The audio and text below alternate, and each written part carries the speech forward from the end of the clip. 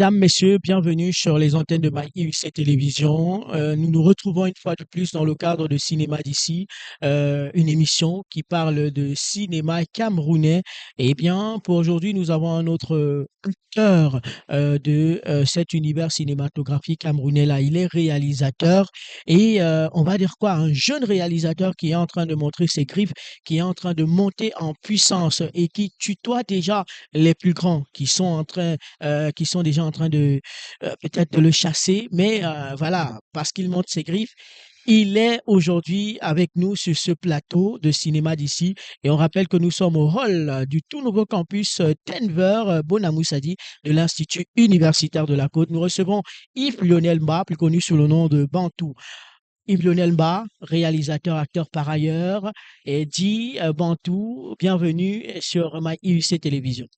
Merci, Monsieur Samuel. C'est un plaisir de t'avoir. On sait tout ce que tu viens dans le cadre de cette grande campagne de communication de ce film. J'ai nommé Étouquet, voilà, qui sera en projection le 12 décembre. Si la date est bien calée déjà, le 12 décembre, ce sera à l'Amphi 500 de l'Institut universitaire de la Côte. Alors, à quelques semaines, comment est-ce qu'on se sent lorsqu'on prépare un tel événement? Bon, à quelques semaines, disons déjà 3 semaines, il faut dire jusqu'ici, Mhm. la vérité, c'est que je suis frustré en fait, Mhm. parce que j'ai l'habitude de faire des productions que je diffuse sur des plateformes telles que YouTube, des productions où Ouais. j'ai collaboré qui partent en salle, mais qui n'étaient pas mes productions, j'étais juste technicien.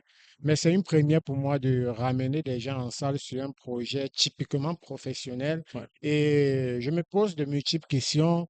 Comment est-ce que le public va recevoir le projet?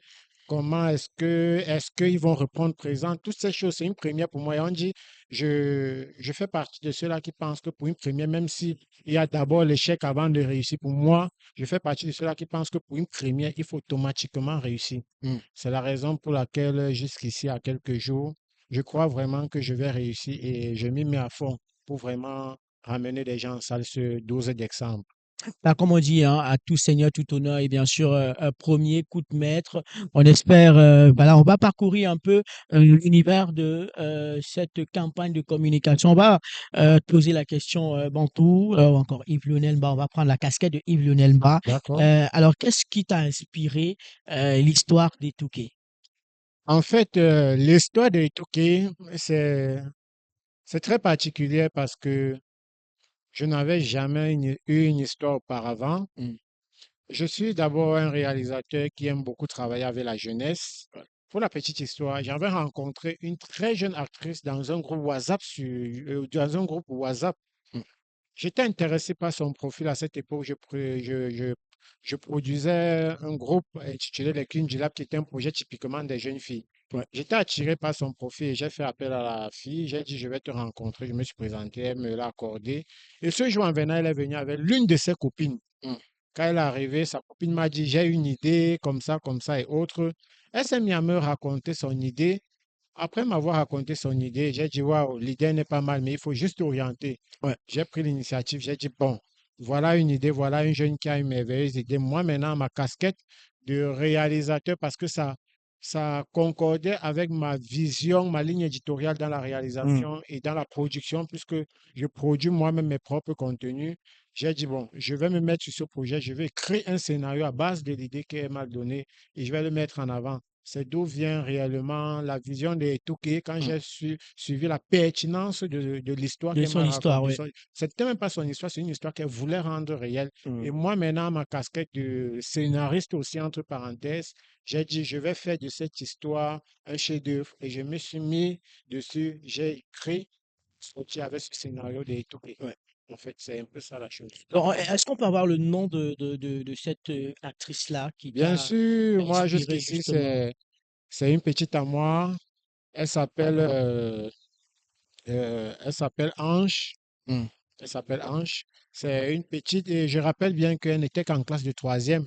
Ouais. Donc, imaginez si on a des jeunes en classe de troisième avec de telles idées, mais elles n'ont pas de moyens de matérialiser ça. Il faudra bien rencontrer. Et une fois qu'elles tombent devant des personnes comme nous ou encore des acteurs de l'univers de la production et de la réalisation et que l'idée appréciée, notre devoir, c'est de mettre cette idée en avant.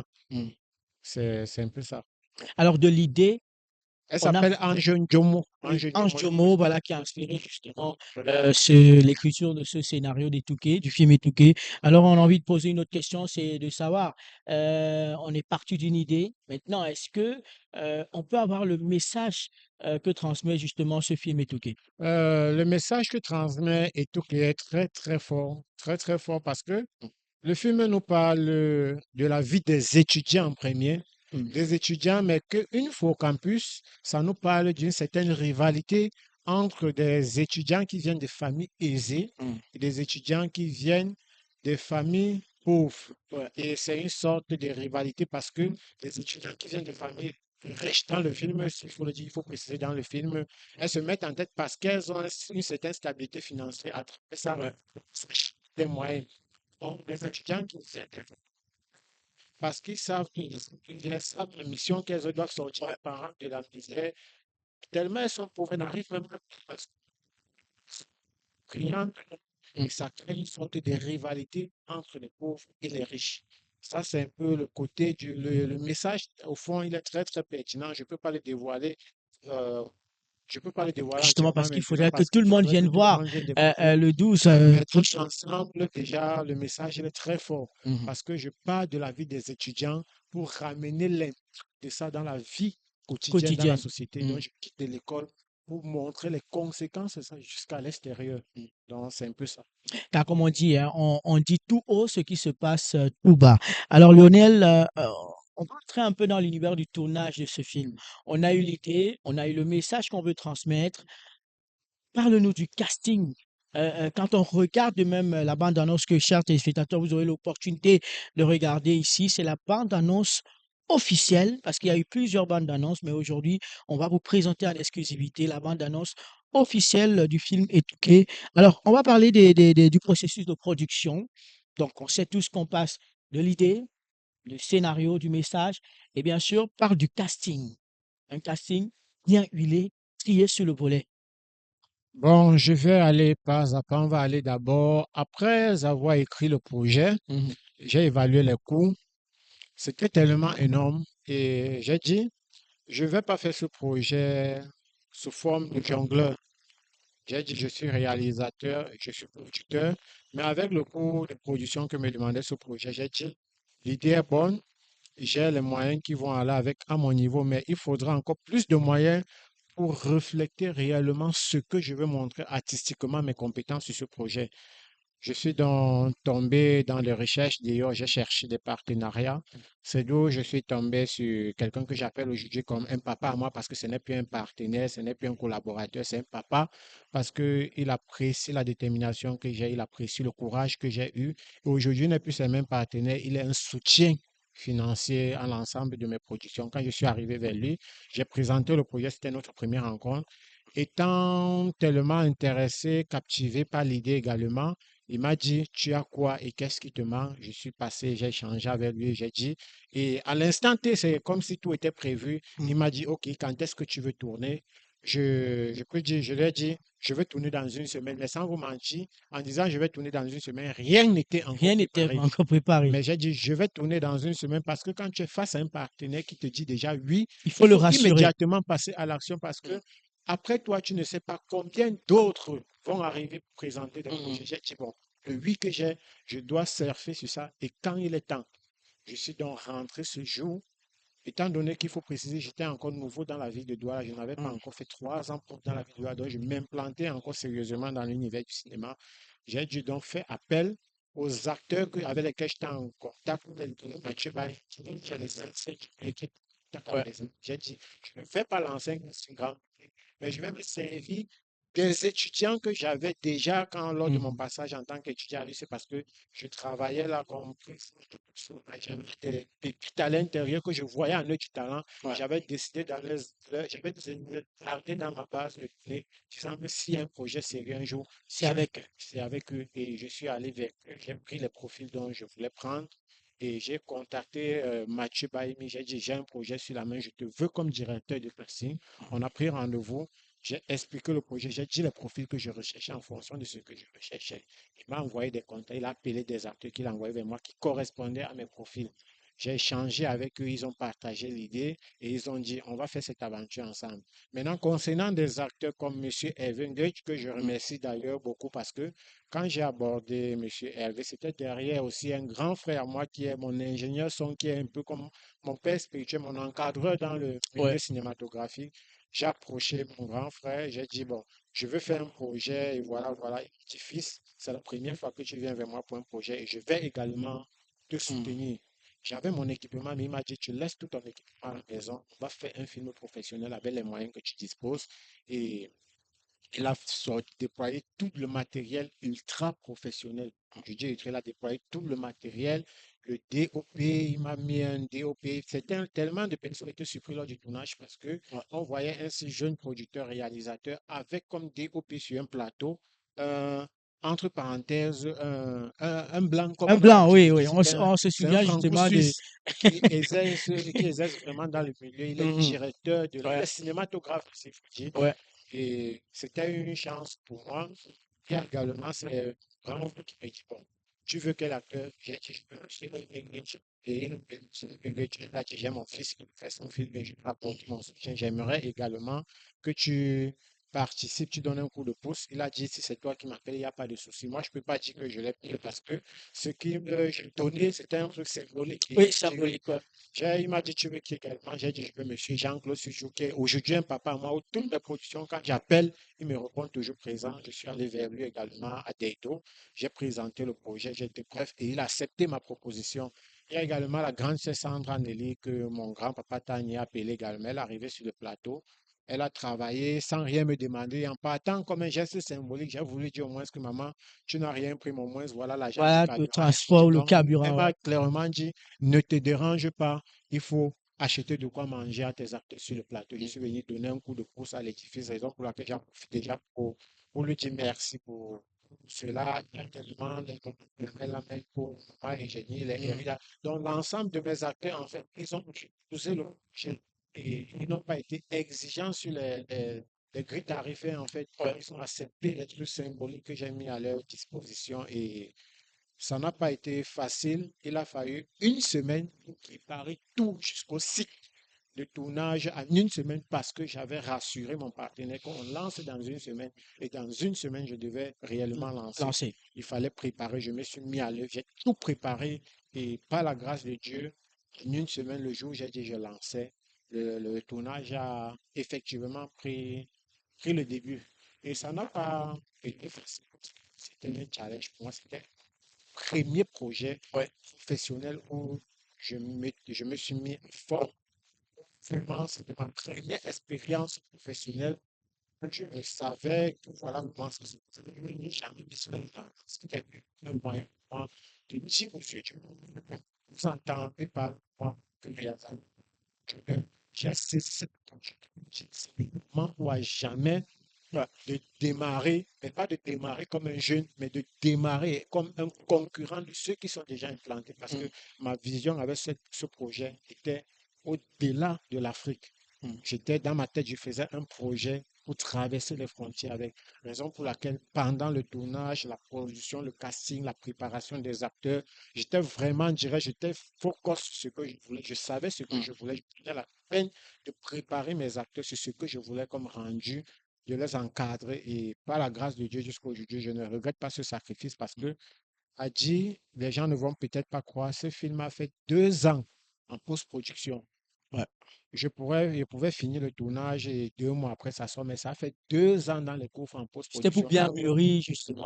Pas question de Oui. mûrir, c'est parce que après le tournage, comme j'ai dit, je ne savais réellement pas les, ce qui implique faire une production. Mm. Après le tournage, donc, je savais que j'ai fini parce que je suis auteur, Mm. je suis ceci. Mais après, avec la vision que j'avais, j'ai étudié plusieurs autres projets. J'ai vu que le tournage n'était que 30% du 30%, projet ouais. et il y avait encore 70% qu'il fallait faire. Mm. On mit du montage, il fallait corriger, il fallait faire une colorimétrie, l'étalonnage digne de ce projet. Il fallait faire un traitement sonore limpide. Il fallait composer des musiques parce que je ne voulais pas utiliser des musiques de droit libre et autres. Je Ouais. voulais composer des titres, Les bandes des originales bandes originales du pour film. pour ce film. Il a fallu que je fasse appel à un auteur-compositeur. Il a écouté le film, il a lu le scénario, il a visionné le film et il m'a composé les bandes. Mm.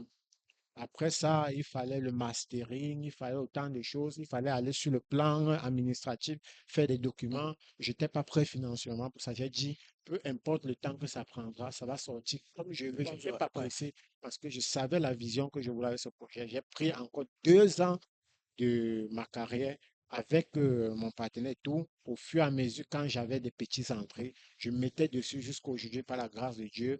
Le film a atteint sa fin et je suis vraiment prêt à dévoiler cela aux yeux du monde.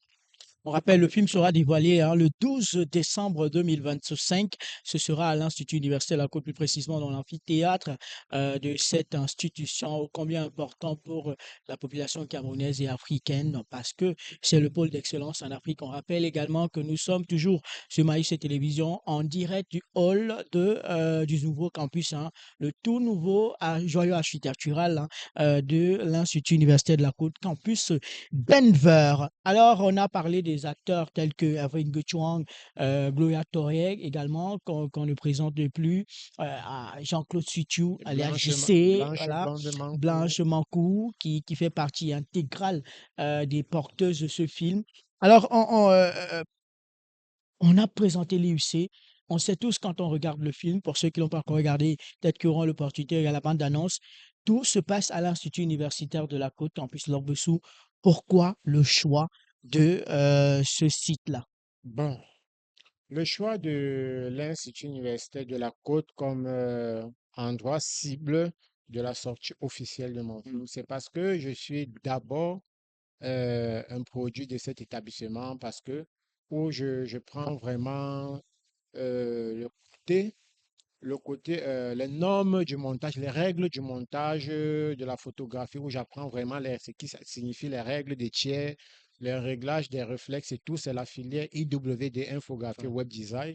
Et moi, j'entrais dans cet établissement parce que je suis entré avec une vision de passion de l'audiovisuel dans le secteur cinématographique et je venais chercher des compétences et je les ai eues là par ma passion. J'ai monté un club cinéma là-bas où j'ai travaillé. J'ai trouvé un club comédie et bien après, j'ai tourné ça, j'ai fait de ça un club cinéma. J'ai travaillé avec pas mal d'étudiants sur de nombreux projets que, bon, faute de moyens financiers, parce que ce n'était pas facile, être étudiant et mener un projet, c'était pas facile. Avec les Ouais. moyens de bord, on avait réussi quand même à faire un petit truc qui n'était pas terminé, mais on a réussi à monter cela, le film Ngono, Mm. qui quelques éléments ont été montés pour sortir quelque chose. Donc, le choix de lui, c'est premièrement, c'est parce qu'on dit, quand tu viens de quelque part et que tu as été satisfait de d'où tu viens, Mhm. la moindre des choses sera la reconnaissance. Mon retour du côté de lui, aujourd'hui, premièrement, c'est comme une reconnaissance envers lui. C'est pour dire, vous m'aviez donné une formation Mm. et moi, aujourd'hui, je viens vers vous pour vous dire, la formation que vous A produit m'aviez ses donnée, fruits. voilà ce à quoi ça m'a servi et je suis content de dire, voilà ce que je Mm. réalise aujourd'hui à travers cela. Et ce n'était pas seulement pour lui, mais pour l'ensemble des étudiants, pour également donner une vision Mm. aux étudiants de cette filière IWD parce que je me rends compte et je me suis rendu compte que plusieurs dans cette filière, parce qu'on a dit infographie, web design, s'attardent plus sur le côté du design graphique, l'infographie, et ils négligent vraiment Et ce même du secteur. community manager. Ouais, ils négligent vraiment ce secteur cinématographique. Mhm. Ils s'intéressent beaucoup au motion design pour certains. Certains, plus en grande partie, à 80%, c'est le design. Ils Mm. veulent des designers et tout, tout, tout, mais ils oublient concrètement le côté de technicien audiovisuel, alors Mm. que c'est un côté qui fait partie des métiers de l'avenir. Et le but pour moi, l'objectif premier de venir sortir ce film au sein de lui, c'est pour faire voir à ces étudiants, les faire comprendre que voilà ce qu'ils peuvent faire à travers cette filière. Mhm. Et pas forcément parce qu'il faut aller avec tellement d'études dans cette filière pour réaliser ce que j'ai réalisé. Moi, à un certain moment, je ne peux pas dire que j'ai fait un très grand parcours, mais le peu que j'ai reçu de là, j'ai pu faire ça. Imaginez pour quelqu'un qui allait peut-être, Aller plus loin. il allait plus loin. Imaginez un peu ce Mm. qu'il peut faire. Si moi que je suis pas allé loin, regardez ce que j'ai pu produire. Mm. Donc, c'est pour donner une vision aux étudiants et remercier l'administration de l'Institut universitaire de la Côte qui m'ont donné ce privilège d'abord au départ de tourner ce film à lui. C'est parce que à 30%, je peux dire 40%, ce film a été fait dans l'Institut universitaire de la Côte, les scènes d'école et tout ça a été fait là. Donc, je peux dire que c'est l'accompagnateur officiel du film. Et je leur dis merci pour ça. Je pense que ce n'est pas le seul projet dont je vais collaborer avec cette école parce que l'ensemble de mes productions vise dans la réalité et ma cible, c'est plus la jeunesse. Du coup, j'aurai toujours affaire aux projets qui vont me renvoyer à l'école et j'aimerais bien garder ce partenariat, cet accompagnement de l'Institut universitaire de la Côte, dont déjà je tiens à dire un grand merci à son fondateur, M. Guimezap, à dire également merci à monsieur, monsieur Wokam, Qui est directeur qui est aujourd'hui, hein, directeur du de pôle l'ICEP informatique. informatique. Toi, quand j'étais Ouais. là, regardez, c'est très bien mon expérience. Moi, j'ai ma détermination, lancer quelque chose. Et aujourd'hui, c'est également une fierté pour moi. Ça serait vraiment une fierté pour lui. Ce 12, je prie vraiment qu'il soit là parce que je sais qu'il sera content de voir jusqu'où je suis allé avec la vision que j'avais quand lui et moi, on a eu échange en salle devant nos camarades de classe. La première. Voilà, il le saura, il sera là certainement parce qu'il aime les initiatives pareilles. Alors, on a parlé de jeunesse, de l'Institut universitaire de quand même, tu as révélé beaucoup de talents aujourd'hui, tels que Jessica Andy, on le rappelle, qui, après le film Un Renan, n'est plus au pays parce qu'elle devrait justement poursuivre ses études. On a parlé du pôle informatique 3IAC, donc elle avait une filière de mobilité, voilà, ce qui l'a permis d'aller du côté de la France. On a également Leslie Sana, qui est une très belle actrice aussi, que tu as fait aussi du monde va le connaître parce que tes films à travers ta chaîne YouTube Wellness Channel TV a quand même de films, toutes tes productions qui sont tournées là-bas avec beaucoup de jeunes. Effectivement, ils sont tellement nombreux. Voilà pourquoi je continuerai à avoir beaucoup de considération pour l'Institut universitaire de la Côte parce que c'est de là que tout a décollé dans ma carrière dans la ville de Douala. C'est de là que je forme vraiment ma famille artistique. Les étudiants qui ont répondu présent pour les castings que nous avions lancés là-bas, ils étaient tellement nombreux au départ, mais le peu qui ont persévéré, qui avaient la même vision, la passion, ils sont restés. Et je leur ai dit, aussi longtemps que vous avez décidé qu'on va cheminer ensemble, que qu'en soit dans l'UIC ou hors de l'UIC, quand je ferai un projet professionnel, Ouais. je vous mettrai en avant dès que possible. Et c'est ce que j'ai fait. L'ensemble du film Et tout qui regorge en grande partie des étudiants que j'ai eus lors de la première année qui étaient passionnés du cinéma. Et aujourd'hui, je suis content parce que ils ont pu voir ce qui regorge en eux et ils ont mûri leur passion. Et aujourd'hui, ils ne cessent de se démarquer sur la scène artistique. Ils sont déterminés à faire un pas dans l'univers du cinéma. Je parle ainsi de Monsieur Freddy Kameni, qui Mm. était un étudiant qui aujourd'hui il est en France, il est développeur, mais il garde sa vision avec pour idée de changer les données du cinéma camerounais. Ça, c'est la vision qu'il a parce que jusqu'à aujourd'hui, nous échangeons. Il y a Jessica Andjé qui est allée aussi pour ses études, mais elle a dit, elle garde sa vision pour le cinéma.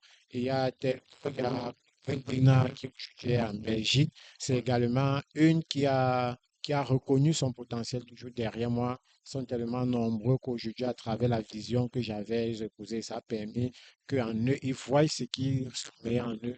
Et aujourd'hui, et ils sont vraiment en train de se ménager dans ce côté-là, dans ce pouvoir. Voilà, à essayer en chaque téléspectateur avec ton approbation, regardez justement avec le service ou encore le concours de la réalisation de ma IUC Télévision, regardez cette bande-annonce, on le rappelle, une bande-annonce officielle, parce qu'il y a eu d'autres bandes-annonces qui n'étaient pas encore terminées, etc. Il fallait avoir l'avis des experts pour savoir comment est-ce qu'il fallait faire une bande-annonce professionnelle, puisque tu t'en vers ce rythme-là, ce style-là. On va regarder cette bande-annonce et revenir tout juste après. Je vous en prie, je ne vous ai rien fait. Laissez-moi partir. Je ne sais pas. Qu'est-ce que vous voulez au juste? Alors, comment ça va là-bas? Tout marche comme sur des roulettes. Personne n'a la moindre idée de là où elle se trouve. Vous avez contacté ses camarades de classe? Oui, et tout comme nous, malheureusement, elles n'ont pas une idée de là où elle se trouve. Je ne peux pas laisser cette fille prendre tout ce qui me revient. Je me décline de cette affaire. Alors tu ne me laisses aucun choix que de te dénoncer à la police. Figure-toi que j'ai entendu toute votre conversation et j'ai les enregistrements. Et tout Madame Bertine, je suis vraiment reconnaissante pour tout ce que vous faites pour ma famille et moi, mais vous devez tout arrêter. Que signifie tout ceci? C'est juste que votre fille ne veut pas me voir près de vous et essaye de me rendre la vie difficile. Je t'assure.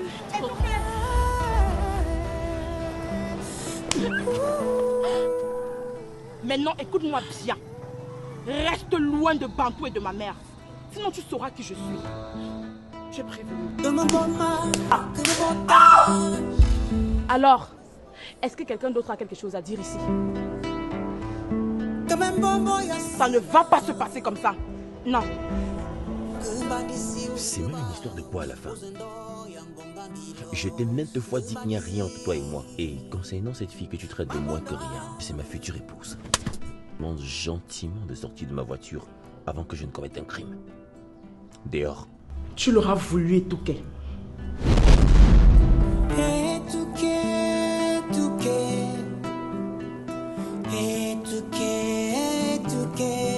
De retour sur les antennes de Maïs et Télévision, toujours avec Yves Lionel Mba. On vient de visionner de film étouqué. Yves Lionel, quand tu regardes cette bande-annonce, comment est-ce que tu te sens justement? Ouais. Je vais me sentir comme toute personne qui travaille chaque jour sans salaire. Hier matin, il a appelé par son boss pour dire on a travaillé durant 4 ans, tu n'as pas reçu ton salaire, on a comptabilisé tout et tu peux venir chercher. On a fait le rappel, quoi. Le rappel en quelque sorte, tu peux venir prendre tout ce qu'on te doit. Mm. Donc, je me sens super bien en fait. Voilà.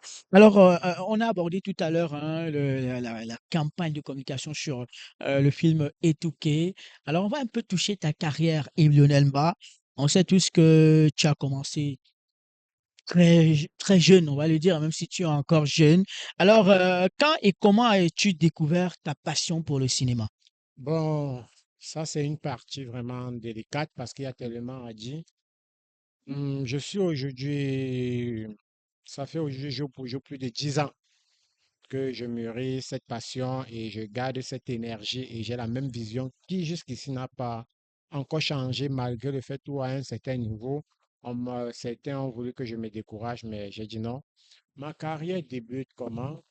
J'étais en classe de sixième au collège de Saint-Michel de Melon, où à l'époque, j'étais tellement fan du comédien qu'on appelait Kong Jean Papin. Il Mm. faisait ses comédies en audio, pas en vidéo. Je le suivais beaucoup et je reprenais ses comédies pendant les KMS à l'école. Et les gens étaient tellement touchés, ils étaient attirés par cela jusqu'à ce que on m'invitait même déjà dans des cérémonies de la ville, les mariages et autres. Mm. Pourtant, je reproduisais Juste j'incarnais quelqu'un, quelqu'un ouais. d'autre. À un certain niveau, je sais pas, on dit quand tu as un don, c'est l'œuvre de l'esprit. J'ai commencé à augmenter mes touches personnelles dans ce que je prenais chez lui. Je prenais quelque chose chez lui, je transformais à ma façon, Tu es innové en innové en quelque sorte. Et ça intéressait des gens de jour en jour, de jour en jour. Je créais maintenant, je partais, je quittais des trucs fondés par lui et je créais mes propres histoires avec ce que je voyais. Et j'avais cette capacité à venir à une soirée, déjà que partout on m'invitait, je ne préparais pas ma prestation. J'arrivais là, je regarde ce qui est sur mes yeux. À travers ça, j'improvise ma prestation et ça prenait. À un certain moment, j'ai dit, bon, il faut que je commence à faire mes petites vidéos. À l'époque, je ne connaissais rien du montage, je ne connaissais même pas ce que c'est qu'une caméra, tout, tout, tout. On partait vers des photographes, on leur dit, on veut faire une vidéo comme s'ils avaient les petits appareils numériques qu'on arrêtait comme ça. Ouais. Ils nous prenaient les 12 000, les 7 000. On faisait des vidéos qui ne sortaient jamais. Mais on restait là aussi comme ça. C'était tellement la passion. Et on m'appelait à l'époque, j'avais le nom, comme lui s'appelait Kwang Sang Jean Jean Papa. Papa. Moi, j'avais mis mon nom Kwang Sang Jean Terminator.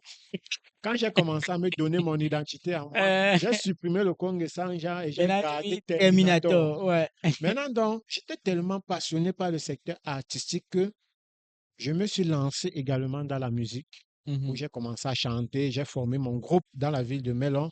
On a fait un son qui a failli vraiment, ça avait vraiment pris dans la ville de Melon, qui le Mm. titre était Laisse la Gola.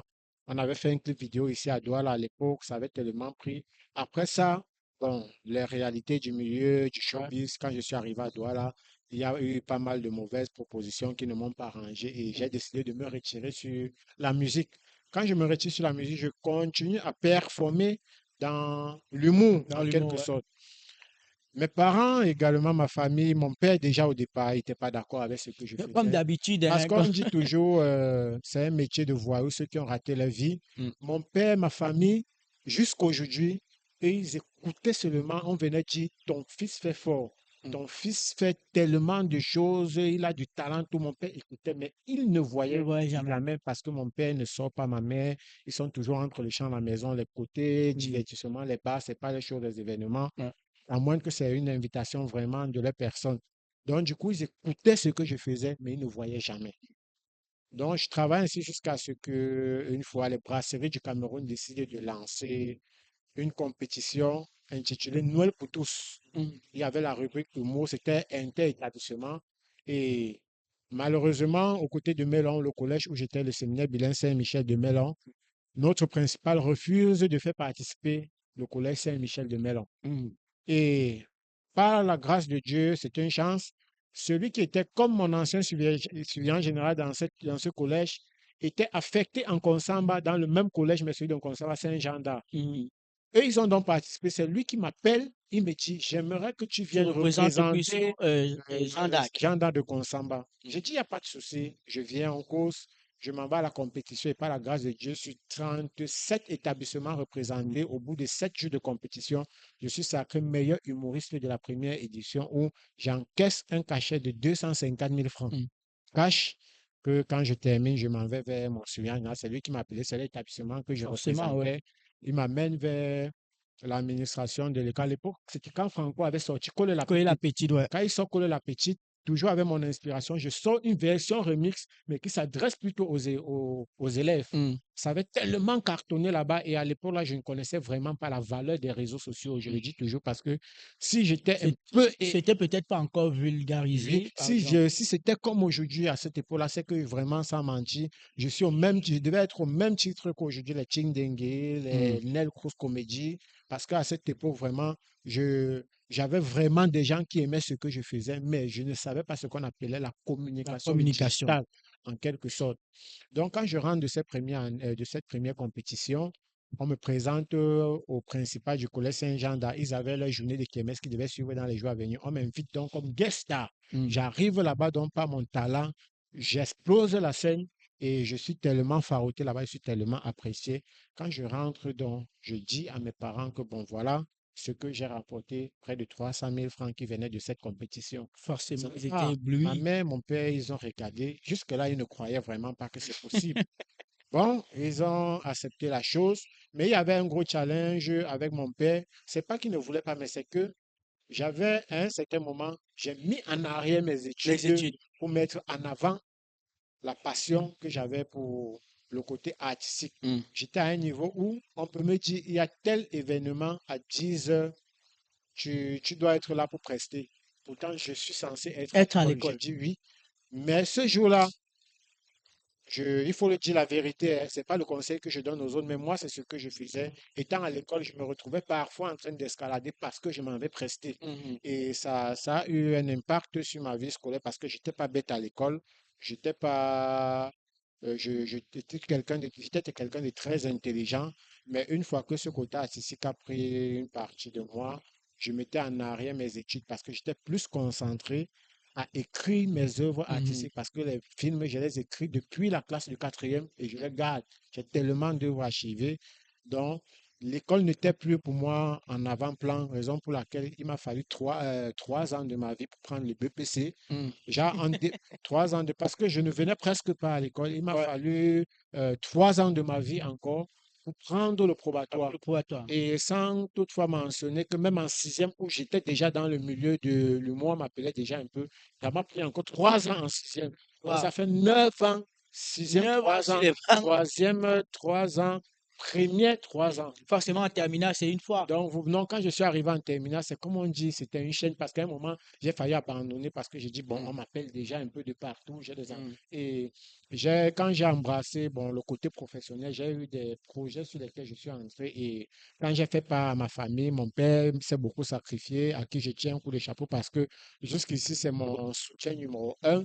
Il s'est sacrifié pour moi. Il m'a dit, qu'est-ce que tu veux réellement? J'ai dit, j'ai mis des projets sur la table et en tant Il a accepté se sacrifier.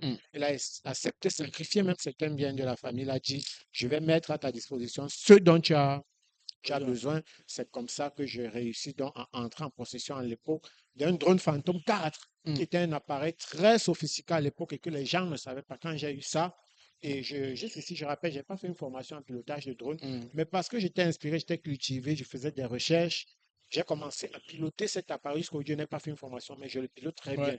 Donc, ce n'est que de la passion.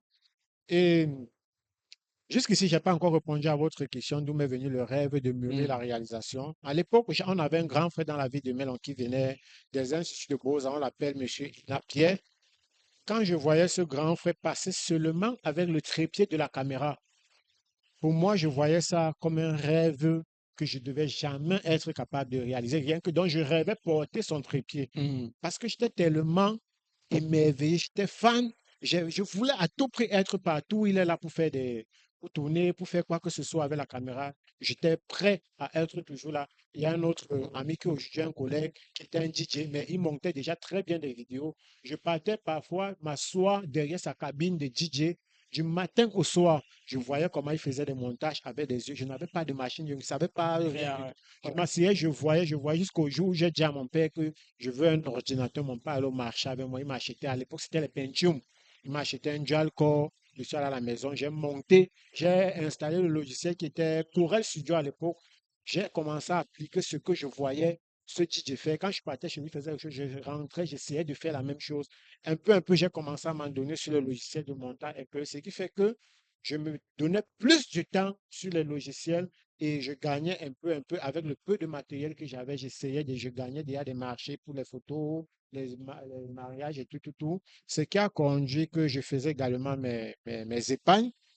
À un certain niveau de ma carrière, quand je suis arrivé en première, après tous ces années, je voulais lâcher.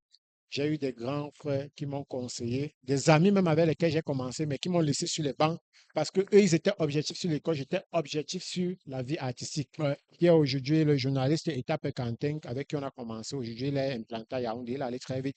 Une fois qu'il a quitté les bancs du bac, du secondaire, parce qu'il allait au supérieur, c'est lui qui m'appelait que frère, tu as du potentiel, on a du potentiel, mais mon conseil, il faut Continuer chercher au l'école. moins avoir le bac. Moi, je disais, jusqu'à un certain moment, un jour, on lance un concours du jeune réalisateur. Il est à Canada où je postule. Quand j'arrive donc, il y a tellement de jeunes, je suis probablement l'un des plus vieux. On demande à chacun de se présenter. Moi, je savais que personne n'aurait mon niveau là-bas. Vu que j'étais parmi les plus âgés, on demande aux gens de se présenter. Je vois mes petits frères se présenter. Le plus jeune avait le bac. Et à l'époque, je reste là étant le plus vieux. Je n'ai que le BPC. Et ça t'a Quand il influencé fallait forcément. passer dans la salle vraiment pour la compétition, pour dire, je ne suis pas allé, je suis rentré. Quand je rentre donc, ayant fait un orgatique, c'est là où je dis à mon père, je veux retourner sur les bancs. Et tout, je pars. La chance en ce moment, c'est que bon, j'avais déjà mes petits entrées, donc je pouvais déjà prendre financièrement mes études en main. C'est d'où je décide, je rentre donc en première pour la troisième fois. Je m'y applique, je réussis à prendre le probatoire ayant fait 2 mois de classe, donc septembre, octobre, novembre. À partir de décembre, janvier, je n'étais plus avec l'école parce que c'est au moment où il y avait Il y a tellement beaucoup les je marchés et voyageais, les tout ça, marchés, ouais. je ne fréquentais plus. Mais quand la période d'examen est arrivée, j'ai mis pause à tout, je suis resté, j'ai pris mes documents, j'ai commencé à me recycler et ça a porté ses fruits. Lors des résultats, je fais partie de ceux-là dont le résultat a tellement étonné, surpris les gens, jusqu'à même mes professeurs. Et une fois que j'ai eu le probatoire, c'était comme si on a retiré une partie de moi et on a remplacé par l'autre. Quand j'ai eu le probatoire, j'ai dit, bon, je suis à la porte de sortie et c'est maintenant ou à jamais d'embrasser vraiment ce que je veux faire. C'est d'où donc j'ai consacré ces 1 année et j'ai pris le bac une seule fois, le bac littéraire. Et quand je prends ce bac, il est question pour moi maintenant d'embrasser le professionnel proprement dit. Professionnel. Et j'opte pour la ville de Douala parce que c'est vraiment l'industrie artistique. Si tu réussis à conquérir Douala, tu as conquéri tout le Cameroun. Et avec des grands frères que j'avais déjà ici qui me conseillaient, quand j'entrais à Douala, toute ma passion était dans la réalisation, mais au départ, c'était en tant qu'acteur. Il y a le grand frère qui aujourd'hui on appelle Papa Tani, qui est l'ingénieur son du film Etouké, qui est celui que j'appelle comme mon père spirituel, mon encadreur. Il m'a dit, fils, si tu veux gagner ta vie dans le domaine audiovisuel, laisse le côté actorat, ça va rien te donner. Concentre-toi sur la technique. C'est ainsi donc que je rejoins l'UIC pour avoir des notions en montage audiovisuel. Et lui, de son côté, il me prend, il me dit, tu vas connaître le son. Il me donne certains prérequis et il me met donc en contact, comme il est dans l'industrie depuis, il me fait donc travailler avec des professionnels du milieu où je continuais à me perfectionner. Et aujourd'hui, par la grâce de Dieu, voilà où cela m'a conduit. Très belle anecdote, très belle expérience que tu viens de nous donner, Yves Lionel. Alors, on va dire quoi? Aujourd'hui, tu as, on va dire, 10 ans d'expérience. Quel est le regard que tu portes aujourd'hui sur l'évolution de tes projets et peut-être des projets futurs? Ouais, le regard que je porte aujourd'hui, déjà, je suis fier du métier que j'ai choisi parce que jusqu'ici, je ne regrette pas.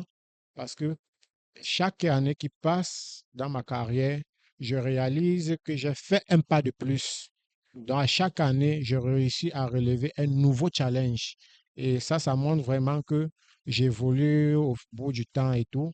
Et le regard futur que j'ai, actuellement, je travaille, ma cible est centrée sur la jeunesse africaine et camerounaise en particulier.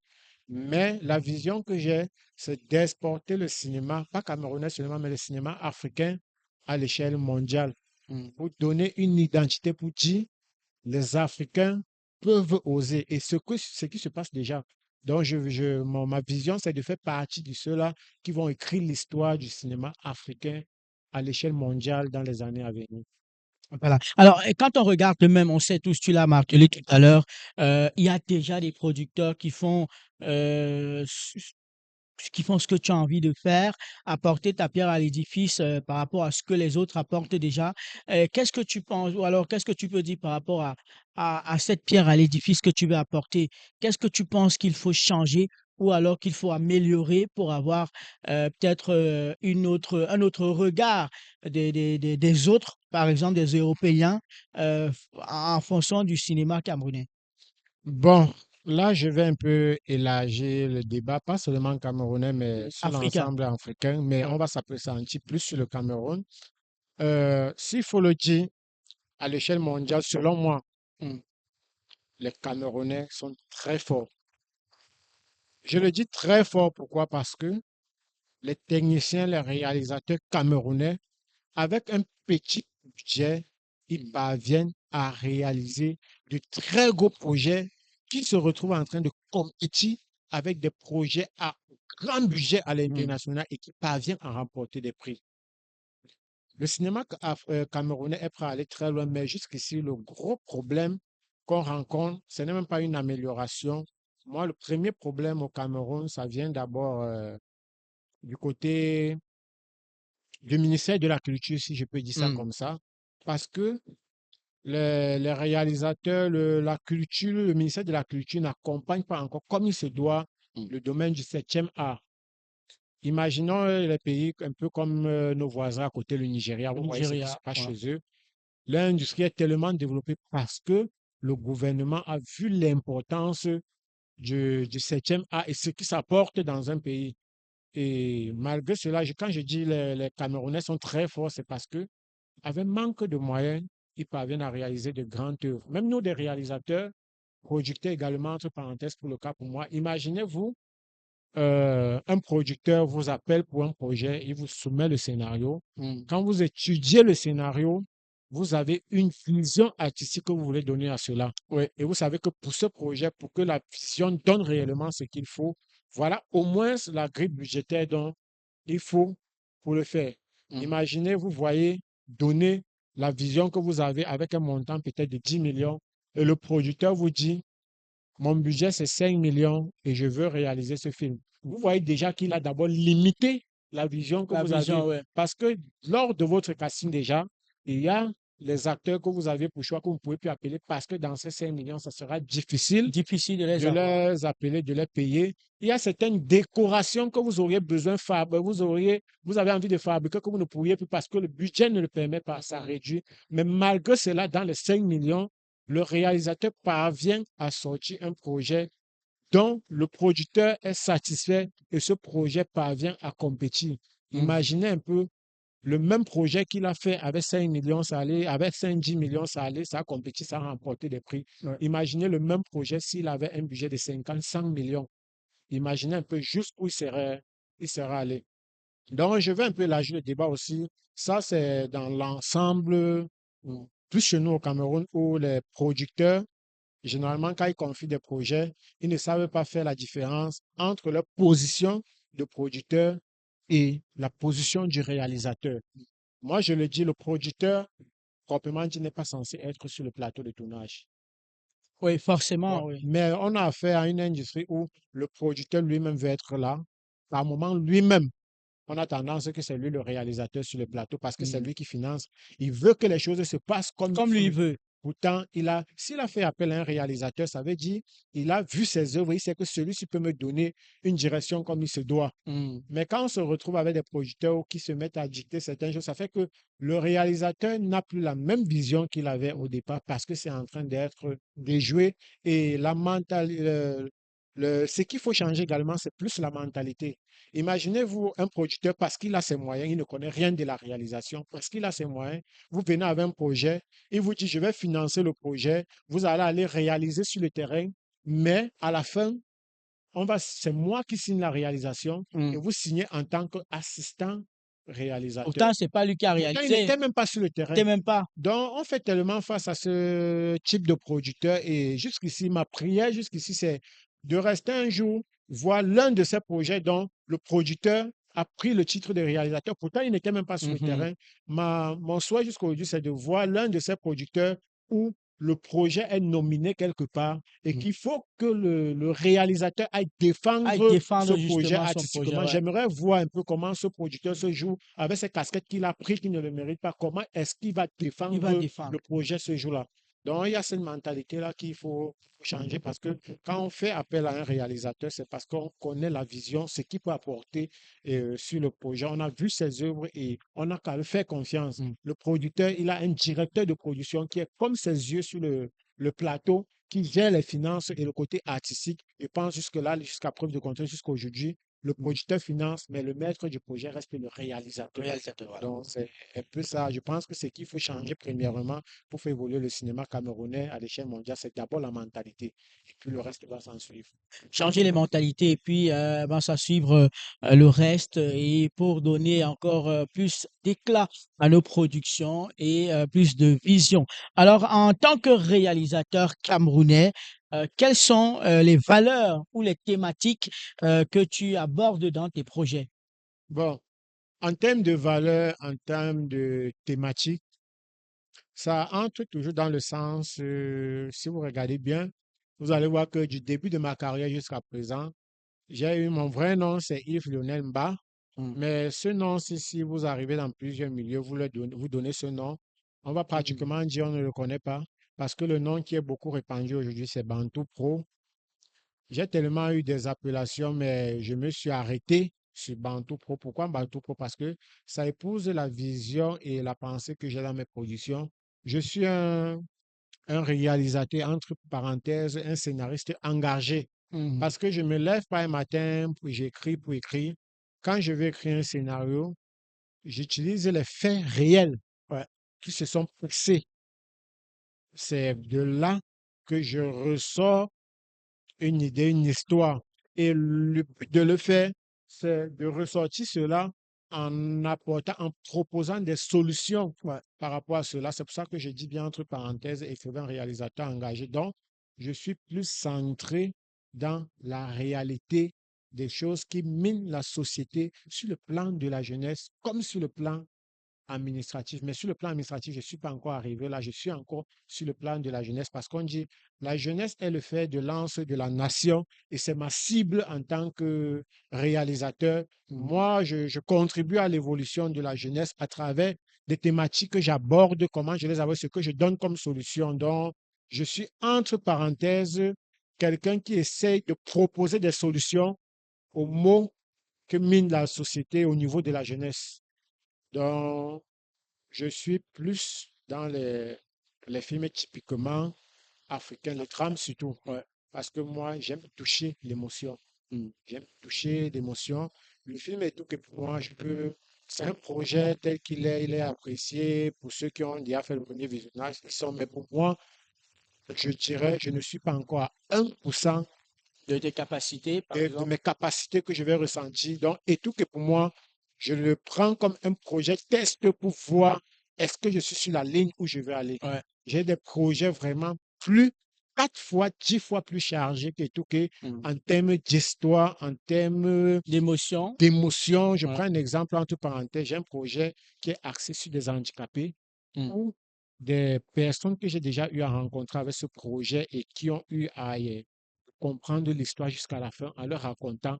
Ils ont coulé des larmes parce que j'ai tellement touché le côté sensible qui part d'un enfant orphelin, handicapé, mais qui ne veut pas se retrouver en train de manger dans la rue comme plusieurs qu'on voit aujourd'hui. Il dit, je suis handicapé au pied, mais j'ai mes 2 mains. On parle d'un enfant handicapé orphelin, mais qui croit qu'il peut réussir. Il se lance dans l'artisanat et parvient au jour au lendemain, à la fin de sa vie, à représenter son pays en tant qu'ambassadeur à une compétition internationale. Voilà, je pense des qu'on ne va pas artisans du donner tous pays. les secrets hein, Donc, de cette ça, ce production n'est qui qu'une arrivera petite peut-être très anecdote, ça va prochainement. arriver prochainement. C'est comme Mm. vous dites, j'ai rencontré des producteurs sur ce projet, mais qui étaient prêts à se lancer. Le budget dont j'ai besoin pour mettre ce projet où je veux, Mm. plusieurs producteurs ont trouvé que c'était un risque pour eux de se lancer. J'ai dit, si vous ne pouvez pas atteindre ce budget, moi, ce projet, même si c'est dans 20 ans, j'aurai Tu ce dois budget réaliser. et je vais le lancer, je vais le faire. Ce projet, le budget est à 25 millions. Et j'ai dit, même si quelqu'un me propose 20 millions, je ne vais pas Pas le du faire. Son budget, c'est 25 millions. Et même si c'est dans 10, 20 ans, j'aurai ces 25 millions. Et ce film, je peux le dire, c'est ma Coupe du Monde. Et quand on part une Coupe du Monde, on se prépare On est pour prêt remporter le trophée. Et sur ça, tous c'est les plans. ce film-là, je suis sûr de moi que je parviens à le réaliser. Et je vais le réaliser. Je vais remporter la Coupe du Monde avec dans le milieu du cinéma africain. Voilà, on te souhaite tout le meilleur du monde, Yves-Lionel Mba. On rappelle également à part Etouké qui sortira le 12 décembre, on l'a dit, à l'Institut universitaire de la Côte. On a également d'autres réalisations, telles par exemple Ngono qui a été publié sur la page de Channel Wellness Channel TV, voilà, j'y arrive, qui a regroupé tous les acteurs, les jeunes acteurs et actrices étudiants de l'Institut universitaire de la Côte. Vous allez tout simplement aller de ce côté-là. Mais avant, on vous donne un avant-goût avec le concours de la réalisation. Et bien sûr, on va avoir cette plage publicitaire de notre beau campus de Denver à Bonamoussadi. Et puis, on revient discuter juste après. C'était mon premier jour au supérieur. Tout était nouveau à mes yeux. En même temps, je ressentais ce plaisir de savoir que désormais, je ne porte plus une tenue, mais plutôt des vêtements à mon choix. Je n'avais plus affaire aux exigences de coiffure. J'avais de la peine à me trouver car je n'avais pas d'amis ni de connaissances. Je me sentais comme dans un désert.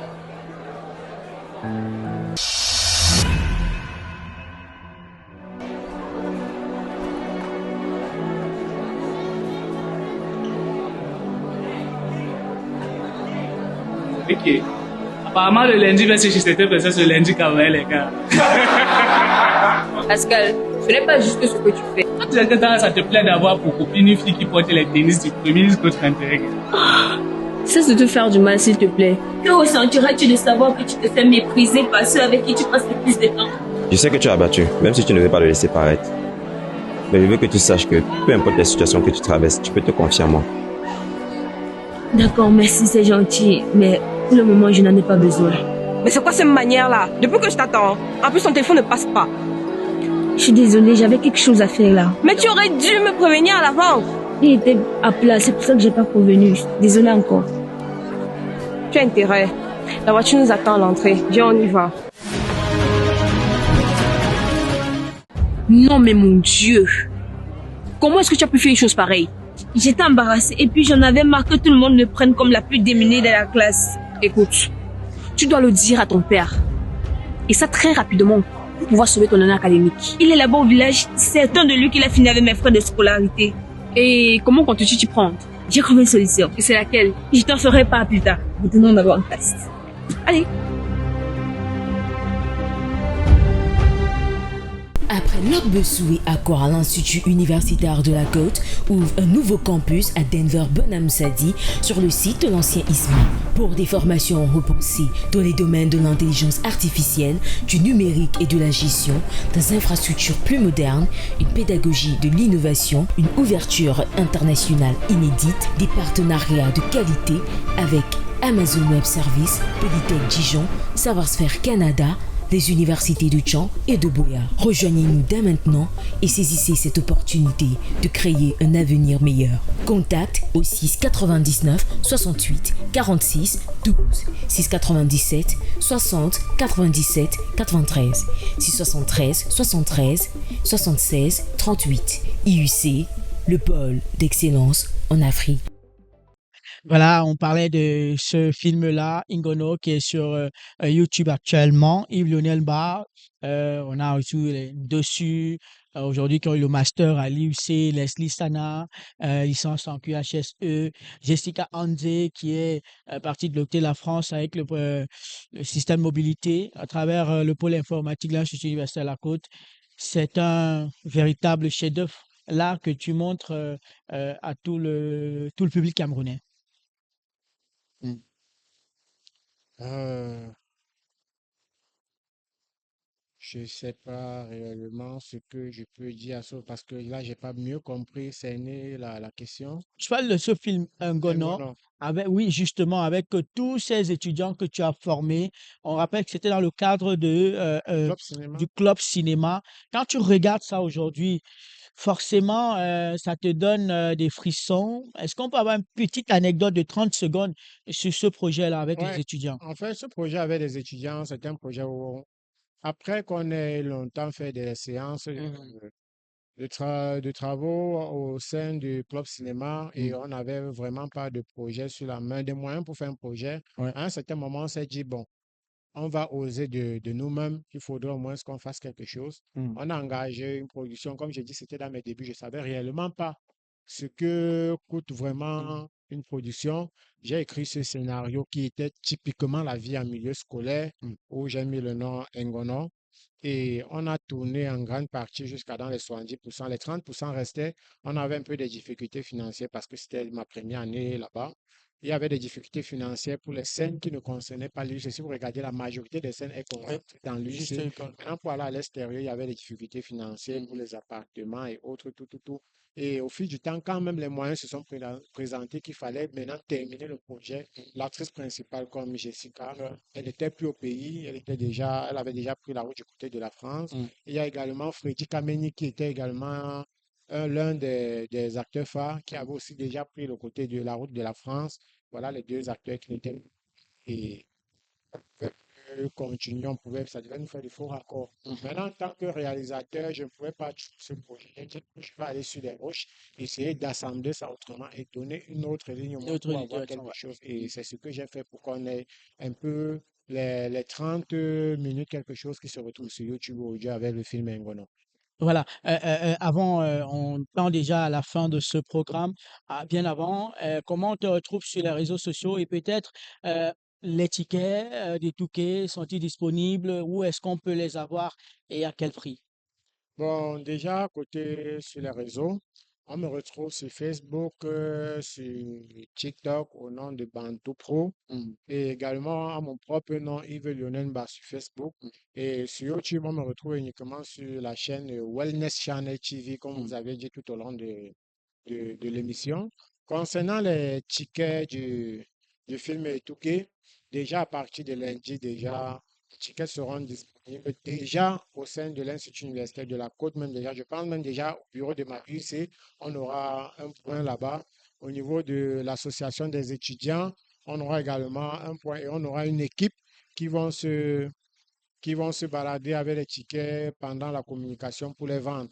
Maintenant, pour ceux qui ne sont pas étudiants à l'UC, il y a le numéro que vous pouvez contacter déjà pour réserver, qui est le 692 01 03 75, ou à défaut, oui, uniquement vous rendre lorsqu'il sera 18h30, 19h, le 12 décembre, à l'UC même à l'entrée, vous pourrez avoir votre passe qui est de 3 000 francs selon vos moyens, ou encore 5 000 francs VIP, ou encore 10 000 francs VVIP. Donc, nous avons trois grilles tarifaires, 3 000 francs, 5 000 5000 francs et 10 000. et 10 000 francs. Et une fois que vous avez votre passe, je vous souhaite déjà par anticipation la bienvenue dans l'univers où vous devez garder vos émotions parce que vraiment, ça va faire pleurer. Voilà, merci Yves Lionel Mba. C'était un plaisir de t'avoir dans cette émission.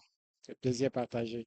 Voilà, mesdames, messieurs, nous avons parcouru toute la carrière de Yves Lionel Mba et nous vous donnons rendez-vous le 12 décembre prochain pour l'avant-première du tout premier long métrage de ce réalisateur jeune qui monte en puissance, Yves Lionel Mba.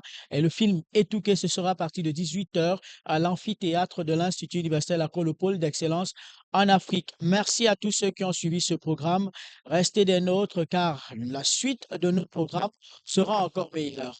Et nous avons à la réalisation Joël Mouyébé, à la direction des programmes Nia Gera et bien sûr sur la supervision générale de Madame Martine Fekengui-Mezap. Bonsoir.